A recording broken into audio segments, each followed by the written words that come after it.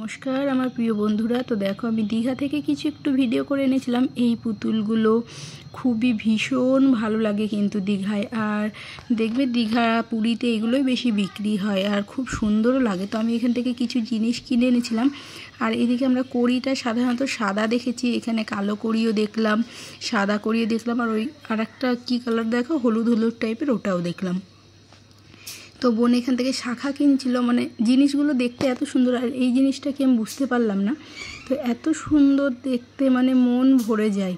আর লাইটের জন্য এরকম হচ্ছিলো। তো শেষমেশ আমরা চলে আসলাম মাছ বাজারে, কে কী খাবে বলে, কারণ দীঘায় এসেছে একটু তো খেতেই হবে। আর আমার যেহেতু শরীর খারাপ ছিল, আমি খাবো না। তো ওরা কি কি অর্ডার করলো, দিয়ে ওরা খাওয়া দাওয়া করবে।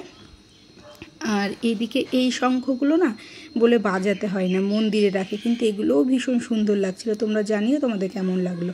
তো দেখো সমুদ্রের পাশে আমি অনেকটা টাইম বসেছিলাম, মানে একা একা, ওদেরকে অনেকটা দূরে সরিয়ে রেখে এসে আমি একা একা বসেছিলাম। আমার কিন্তু ভীষণ ভালো লাগে।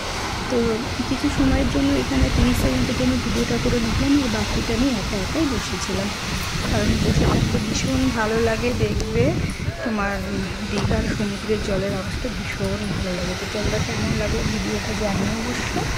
আর সবাই ভালো থেকো, পরিবারের সাথে সুস্থ থেকো।